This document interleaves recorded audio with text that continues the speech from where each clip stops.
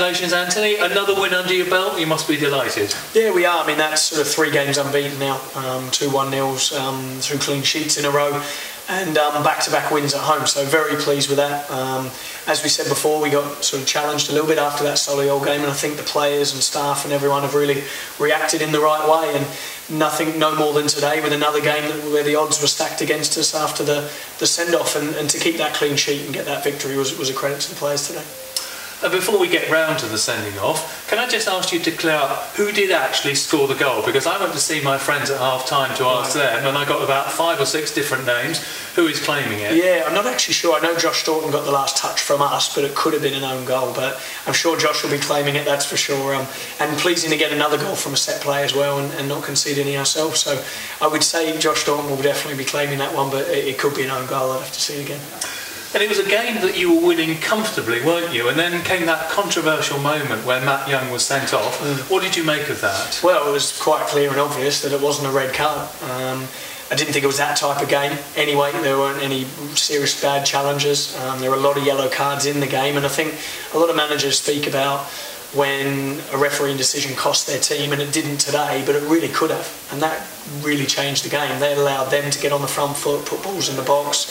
They changed to 2 up top, and rightly so, and went for the game, and that could really have cost us from a very, very poor decision.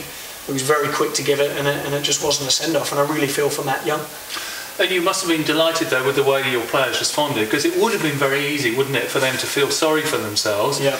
And yet they didn't, and they knuckled down, and actually saw it out reasonably comfortably in the end. Yeah, well, it happened to us against Eastleigh, and we sort of had a pattern, and we knew what we had to do to try and defend against that, but I think we restricted them getting good contact with balls in our box, and you're always going to have to defend a little bit deep. You can't go and press with 10 men, but I thought we really looked lively on the counter-attack as well, and probably one area of improvement for us today would be to score that second goal even with 10 men to put the game to bed. And disappointing we didn't do that, but thought the whole team defended very well, like you said, to keep that clean sheet and get the win.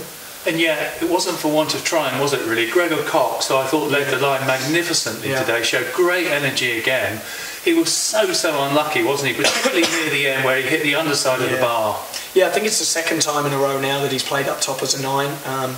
He's up against 2 big defenders, especially the left side centre-half, the captain, and I thought he did really lead the line well. He created a lot of chances himself too. He probably should have scored first half, and I think on another day he could have got that second goal, but with his energy and work rate and commitment up there for the team, that helps the team keep the clean sheet by his running and movement and ability in there. But yeah, like you said, I thought we were dominant in the game in the first half and should have got the second goal, which would have put the game to bed, but we just weren't able to get that next goal in the game to finish it off. But look, we're happy at the end of the day with the 1-0, and we'll take it for sure. And yet, just before that Gregor Cox moment where he hit the bar, Nathan Baxter didn't have an awful lot to do today, made an absolutely crucial block, didn't he? Yeah, he did. It was a really important one, and that's not the first week that he's done that either. After we went ahead in the Fylde game 1-0, he made a really important save. He made an important save at Gateshead when it was 1-1, that we could have lost 2-1, and he did it again today. So sometimes very difficult as a keeper if you're not in the game that much, and he wasn't in the first half, apart from some kicking and clearing up at the back, to make sure you keep your concentration, and was pleased with him with that. And Damon Lathrope came in right from the start today, and you must have been delighted with his performance, really, because he just sat in the middle of the park, didn't he? Won all the second balls, did the basics really, really well, and gave your team a platform to build on. Yeah, he did. I thought he won a lot of ball. He put his foot in, made a couple of tackles as well. His passing was good. He switched play well. And I thought he did give us a platform in there. He's an experienced player. He knows the level, knows the league, and he's very good in and around the changing room with the players as well, and a great character. So we're really pleased to have him, and I think he showed what he was worth today. And you had a break, didn't you, of a couple of weeks? And you found that very helpful? Yeah, it was. We were able to get a few back. Obviously, Nathan Ralph come back now. Jordan Winter's done a little bit of training this week, but wasn't just quite ready for today. Joey Jones will come on and did an important role, by the way, in the team by coming on at right back. Not a really position for him, but come back from injury as well. So it's good to have 1 or 2 players back and bolster that squad a little bit. And that's back-to-back wins now. Do you feel that you can go on a bit of a run? Yeah, we'd like to think so. We went on a run earlier in the season, and suddenly keeping those clean sheets allows you to get those points and wins and allows you to climb up that table. And we said after the Solihull game it wasn't good enough for us, and I think we've shown everybody great character, great determination and resilience to come back and put on 3 really good performances for sort of all different reasons. And with those 3, that gives us confidence. It's unbeaten in 3, like you say, 2 clean sheets, and we really want to go on that run. We've got Hartlepool next, which will be a long away trip, and then very tough games against Ebbsfleet and Boreham Wood, who are looking to push and get in and around those playoffs as well. So I think they'll be really important games the next 2 or 3.